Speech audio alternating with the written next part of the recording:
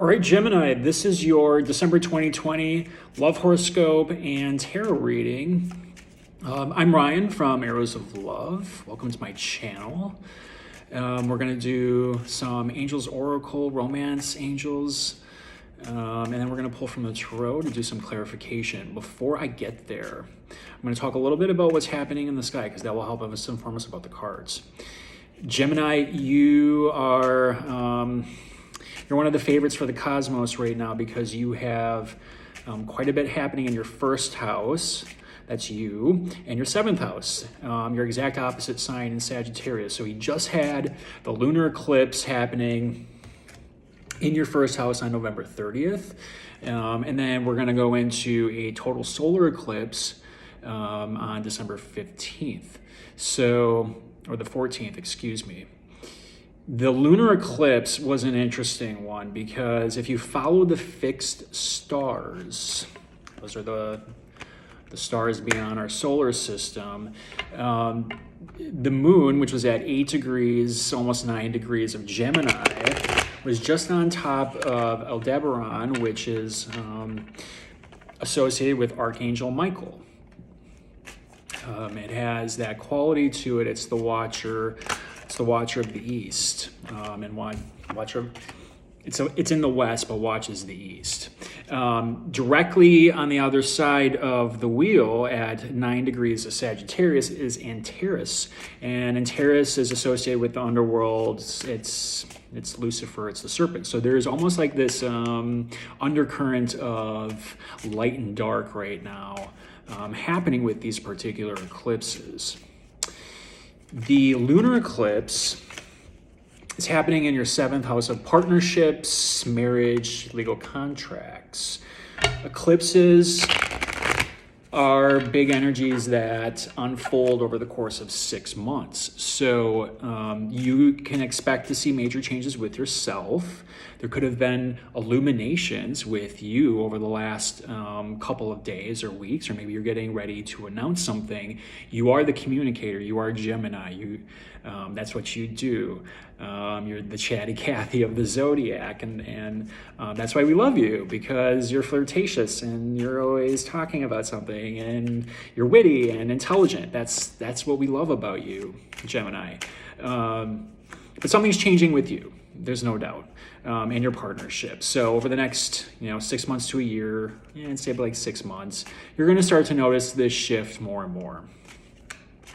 And it definitely has an element of light and dark to it. So I always tell my followers and my clients that we follow the light here, and but understand there's duality, and that's kind of an interesting topic too. You are the first sign that has duality in it, and actually so does Sagittarius. So let's talk about that just briefly. You're the twin. You're represented by the twins, so you have a very individual aspect to you, being independent, but on the flip side, your whole soul mission is to balance the darkness within you too, and to find your cosmic twin. So, there's that duality in your own personality and your stars, and that comes out through Archangel Michael and Antares. Sagittarius, which is sitting in your seventh house, directly across, opposing each other, right? Sagittarius is the archer, but it's also the centaur. So he's half man, half beast. So that's another really interesting cosmic revelation that's going on with these eclipses right now. There's a lot of duality.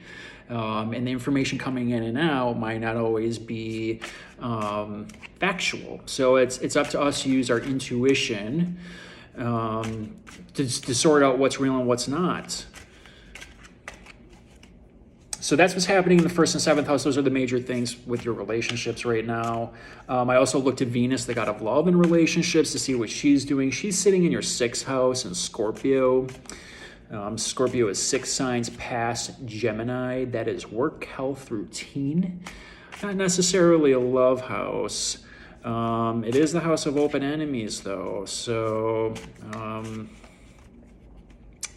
watch out for that. If there's some seedy behavior or characters around, steer clear of them. Especially with Venus there, sitting in Scorpio. Scorpio in Venus in Scorpio is at its detriment. So that can bring things up from the underworld. Pluto rules Scorpio, and this can bring up obsession, jealousy, possessiveness, anything to that effect. But like I said, Venus isn't really in a love or romance house in the 6th. That's more about your day-to-day routine. So watch for that in health. That's a big one. Venus moves out of your 6th house of Scorpio and into your 7th house of one-on-one partnerships, marriages, and legal contracts. That's your 7th house of Sagittarius on the 15th. That is one day after the total solar eclipse in Sagittarius. So new cycle. So if the last couple of weeks or December is real bumpy up until about that 15th second week, just realize Venus is finally coming out of her detriment, and she's going to help us kind of rebalance and harmonize some of the rockiness that has been happening over the last few weeks. So that's good news overall. Mars right now. Actually, before we go to Mars, I want to talk about Jupiter and Saturn. Jupiter and Saturn have been sitting in Capricorn. Jupiter's been there for at least a year, and Saturn's been there since December 2017, so about 3 years. They are conjoining at 28, 29 degrees in Capricorn. Those are the very last degrees of Capricorn. And Saturn rules Capricorn, and this is very karmic. This has to do with our economy. This has to do with the pandemic. Capricorn is, that's the 10th house. So that's career, reputation, economy, how we present ourselves to the world. So for you, Gemini, that is your 8th house of, I call the 8th house STD house. It's sex, taxes, and death. Again, there's Plutonian themes to that. The 8th house is Scorpio, but for you, Capricorn is 8 signs past Gemini. So Capricorn is your 8th house. The 8th house ruler is Saturn. Saturn is in your 8th house. And the ruler of the 8th house in astrology is Pluto. And Pluto is there too. So you got some really heavy hitters sitting in that 8th house of intimacy, transformation, rebirth. One thing I think is really important to remember here is that in order to harness the 8th house, it's usually a crisis of some type of self-identity or an identity with a partnership or with an idea or a pattern. That was just bad shuffling. And it requires the death of that identity to be reborn into the phoenix. And once you've done that, you reap the rewards of the 8th house. And in this case, Saturn is at those very last degrees. We're being tested now. Those are the mature degrees of every sign from 20 to 30. And it's at the very last one. That can be pretty damn crusty, I'm not going to lie. But with Pluto sitting there and Saturn and Jupiter, it is magnified. If you haven't been feeling 8th house matters, passion, intimacy, transformation, endings, rebirth, new beginnings. If you haven't been experiencing all of that, you're not paying attention. But I think you have been, Gemini, because you're pretty damn smart. And that can also lead to some pretty crazy times in the bedroom as far as love and relationships go, because Pluto is sitting there, and Pluto has a magnetic energy to it. It brings in past life lovers. It brings in karmic debt owed to you and to others. There could be some pretty hard stuff in love, but it could have been real passionate at the time too. Kind of just depends on the way it goes. But there are lessons to be learned in that 8th house.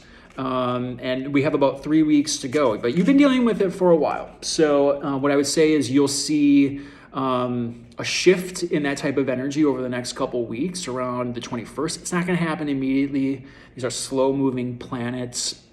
But the sun, which is sitting in Sag, that's your 7th house of partnerships, moves into Capricorn on December 21st, the same day that Jupiter and Saturn align at 0 degrees of Aquarius, finally leaves Capricorn. So right when you leave the lessons and the karma of the 7th house, the sun moves in, the 8th house, Capricorn, the sun moves out of your 7th house of partnerships and reviews essentially all of that you've been doing for the last 3 years with Saturn sitting in Capricorn. So it could be great for passion and intimacy and all of those things, or you might have to rework some things. If you're seeing patterns or things are coming back to you that you thought were resolved, or exes or anything like that, that is the universe giving you another chance to correct a karmic loop. So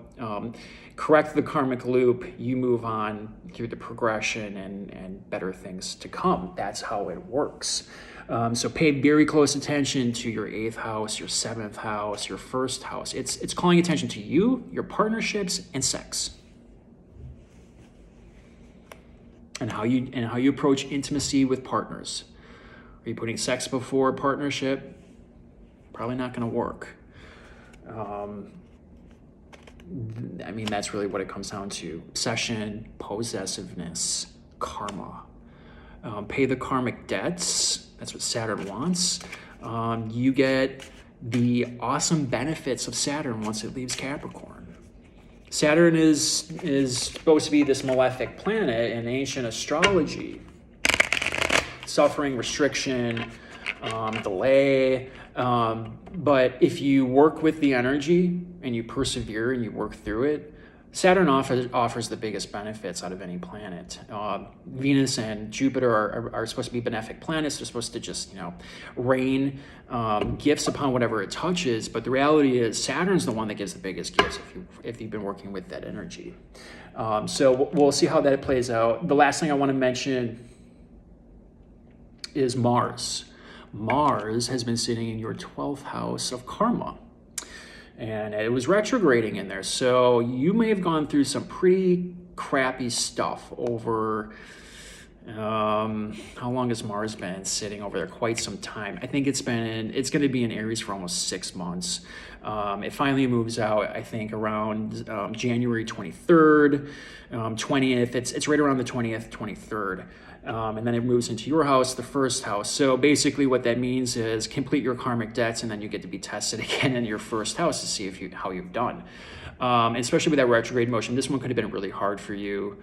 There could have been moves. There could be aggressiveness. Mars is passion, assertiveness, getting your goals going. There could have been delays with that, but it's all completing that karmic completion. So you got a lot of karma coming up here if you want to harness that energy. And if you've been doing the work, great rewards are coming your way. The eclipses have been on the Capricorn Cancer axis for the last 18, 19 months. It's moving out of that into the Sagittarius Gemini axis for the next until next December, essentially. And you're going to go through a series of eclipses over the next year. A lot of endings, a lot of beginnings. You have to just kind of go with the flow, and let those things that aren't aligned with your highest purpose go. The tighter you try to hang on to things that aren't meant for you, the worse it gets.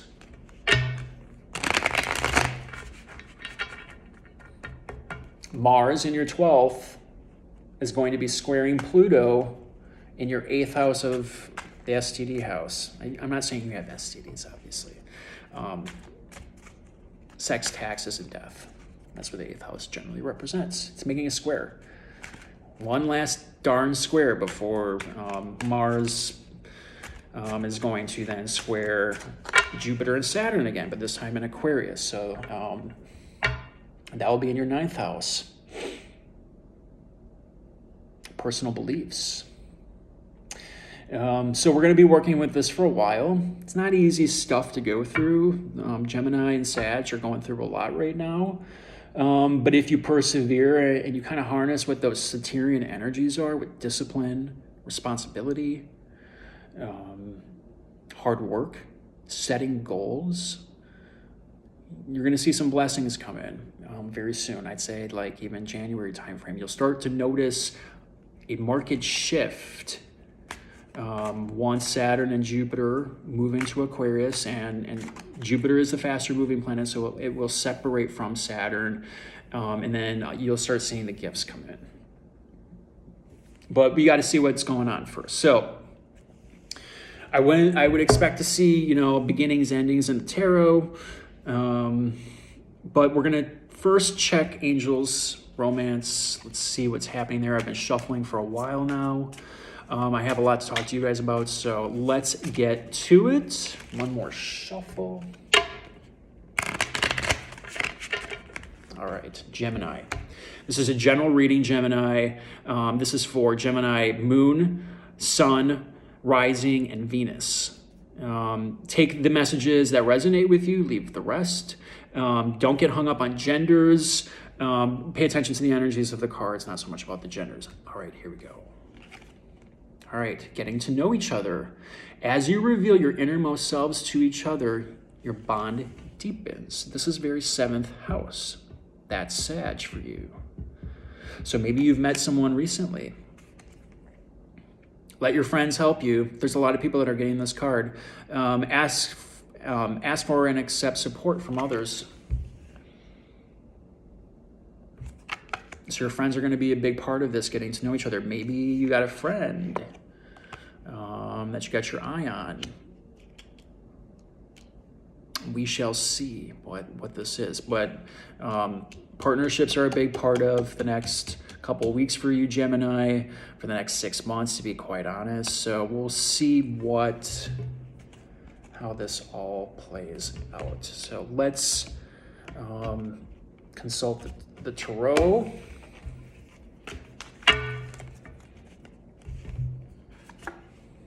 Temperance, first card out. A rebalancing, a healing of sorts. Notice the angel in here. We just talked about Archangel Michael. There is light and dark forces at work. You need to tap into the dark. You need to rebalance. You need to heal. Page of Cups. Might be getting an offer. High Priestess, intuition. That's the intuition card. We're going to come back to that. I didn't talk about Neptune. We'll come back to that in a second. Nine of Swords. That's that obsessive quality. Someone's obsessing, having some anxiety. That's Pluto. Two of Swords. Some type of indecision. And Ten of Swords. Okay, so heavy stuff, right? Like I said at the beginning, you're going through a heavy time. So is Sag. So let's start first by getting to know each other. Let your friends help.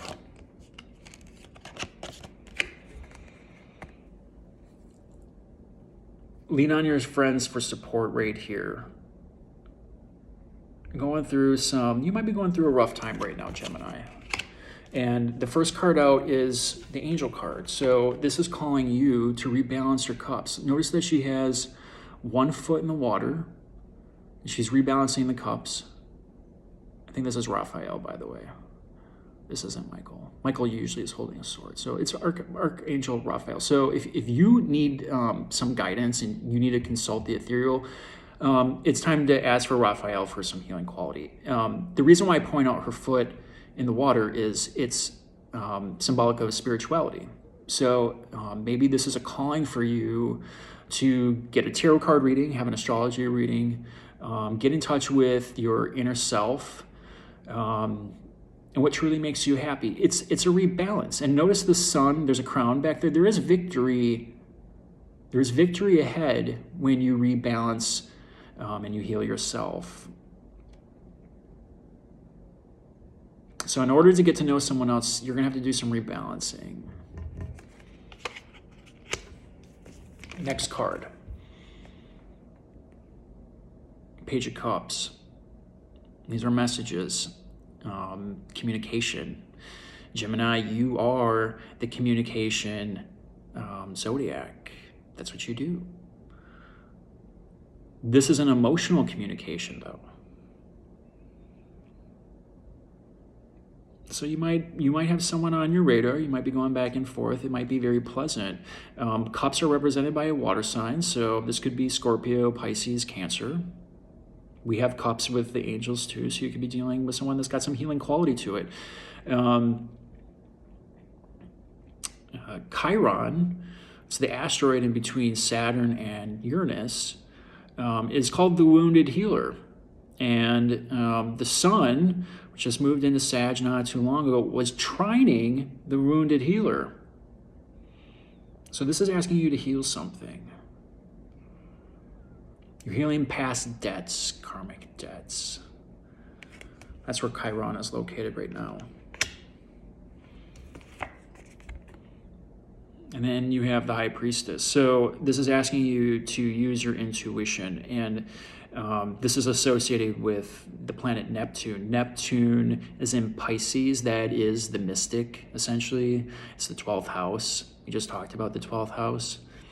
It's ascension. It's also karmic debts and it's intuition. So she's got the opal on her head, right? Right here. You're being called upon to use your third eye. And the moon sits down here. She's in charge of the darkness. Look at the pillars, light and dark. Again, this comes down to those light and dark energies that we're talking about with the fixed stars. So are you using your intuition to follow the light, or are you going to use your intuition to follow the darkness? These lunar eclipses are asking for us to follow our destiny. They're right on the north nodes. So, the solar eclipse on the 14th will be right on the north node. So there's an element of destiny even with this. But this is asking you to use your intuition as to which path you're going to go down. I think you're going to go down the healing route. I think you're going to go down the route that allows you to bring in the type of love that you want. But you have to use your intuition right now because you could be led astray. And we'll get to that in a sec. So you need to use your intuition and you need to let your friends help you. Gemini, you can be pretty independent at times and get a little bit fickle. So at this point, it's appropriate to let your friends help you because this is difficult energy. This is difficult energy. You have obsession. You could be obsessing about someone could be obsessing about you. It's keeping you up late at night. Something's calling you to rebalance. This is Plutonian energy. This is,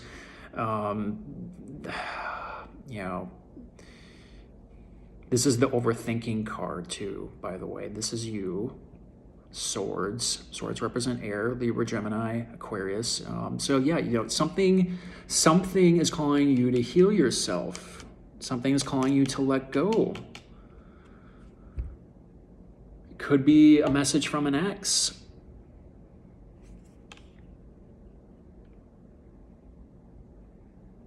I'm not seeing ex energy necessarily. But something's got you going because you're up late at night and you don't know which decision, you don't know what direction to go yet. Again, the moon is appearing here, which means you don't have all the facts just quite yet. You will likely have them, I would say sometime after the eclipses are done. But the woman here has a blindfold and the swords, and the moon is at the top. She's trying to make a decision here, but she doesn't have all the facts to make the decision. So she's kind of bound. She's in her head. It's a similar card to the Knight of Swords. The Nine of Swords, obsessing, not knowing what to do next. You could be in a rut when it comes to a relationship. Which way do you go? And it's calling you to use your intuition. Neptune in Pisces was retrograding for the last few months. Neptune takes a long time to get around the sun. It's in its dignity home sign of Pisces right now. And in its retrograde motion, essentially what that means is the rose-colored glasses come off. You're seeing things for what they really are. Pisces, however, is now moving direct as of last weekend. So we have to use our intuition and our third eye. The third eye, this is another interesting connection that I just realized. So the third eye is the eye of Horus. The eye of Horus is in the constellation of Taurus, but it's technically in Gemini. It's Aldebaran. It's Michael. So it's Archangel Michael. So you have divine guidance here. You're being divinely guided toward a new journey and a new route. You don't see it just quite yet, but she does. Opening up that third eye and calling upon your angels, Archangel Michael, Archangel Raphael. It's the ticket. It's the ticket. Something's bothering you, because it clearly is. It clearly is. Because this is a difficult card. You got the 8 and the 9. Obsessively thinking about something and then feeling a sense of betrayal. It's the guy being stabbed in the back.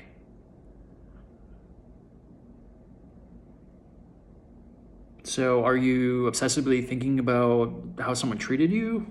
A message of some type that just felt like betrayal? Is there a realization that came about during those eclipses that really threw you off, that illuminated information that ended a relationship? It feels like it. And it's calling you to lean upon your friends. And I feel like this is like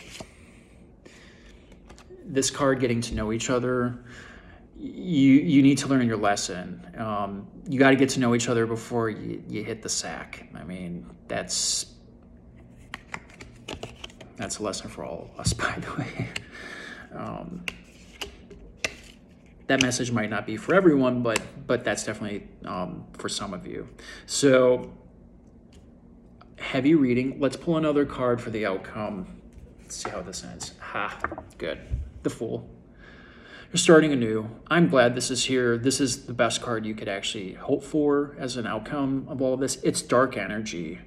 You're going through some tough stuff right now, Gemini. And eclipses on your sign and your 7th house. It's upheaval. It is upheaval. It's karmic relationships. It's past life lovers. It's exes coming back. You have to wade through the crap in order to start anew. And while you are stuck in your head, what you need to know is that you need to call upon your angel to guide you, to open up your third eye so you can start anew. The Fool. The Tarot is about the Fool's journey through the major arcana. Here he starts anew. He's got very little baggage. He's very jovial. He's looking up at the sun. But he's on the edge of a cliff, which means he's got to look before he leaps. He's got to think about what he's going to do next. You can't obsess about it too much. You're living too much in your head, Gemini. And it's causing you to not make any decision. If you're waiting for more facts to come in, they will. The moon is at the top there. Look at it. I think over the next couple of weeks, you're going to get the answers that you're looking for. But this is where you're going. You're starting anew. You're leaving something behind. You're leaving past toxic cycles, obsession, thinking, all of that crap. You have to do this. All right, Gemini, I hope you found this useful. If you're looking for a private reading, my email is in the description box below. I'd love to talk to you a little bit further about this if you need it. Otherwise, I wish you the best. We'll talk next month.